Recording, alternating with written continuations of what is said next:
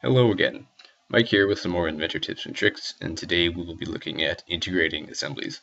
And this is basically using constraints to allow some motion rather than to prohibit it entirely. So onto the demo, we have here a few different parts and assemblies. This one is going to act like a piston that will extend this only up to a certain point, but that's not what it is now. As you can see, there are no constraints whatsoever, so these two parts are not related in any way. So let's constrain it. The simplest and most obvious constraint it needs is a mate that will make the two circles concentric.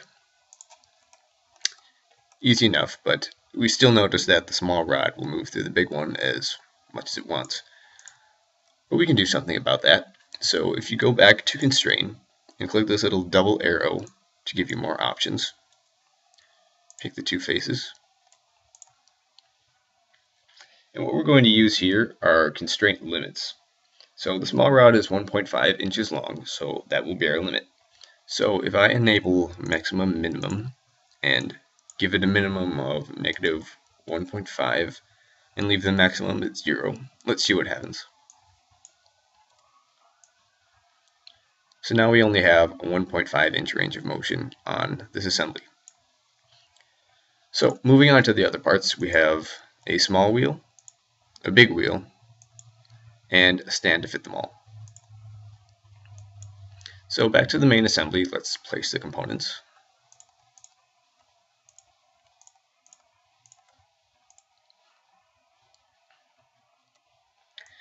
And make sure the stand is grounded.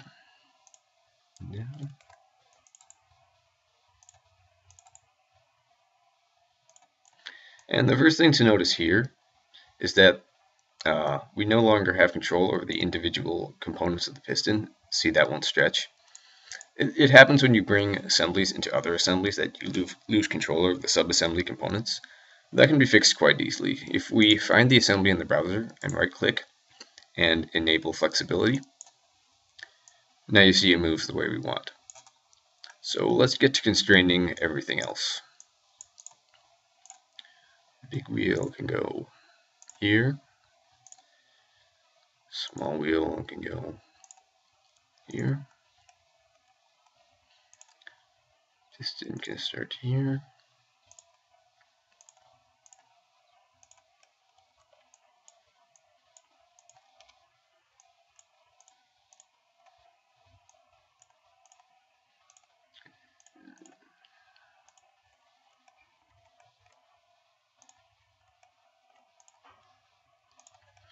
And basically what I'm going to do here is like a locomotive, where the piston will turn the small wheel, which will turn the big wheel.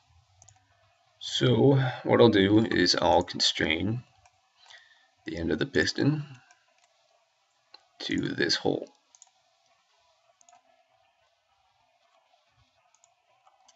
And now you see that if I turn the piston, click and drag, all sorts of wonderful things happen, and that's very nice.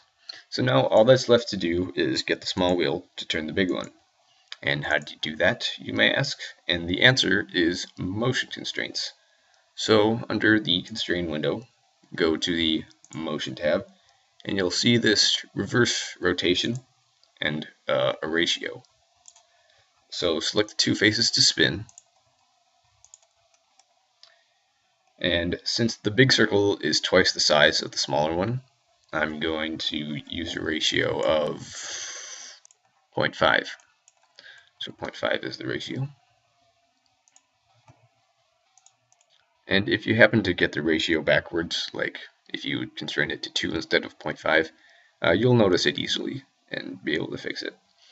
So let's click and drag, and look at all this wonderful motion. Just makes you want to jump for joy, doesn't it?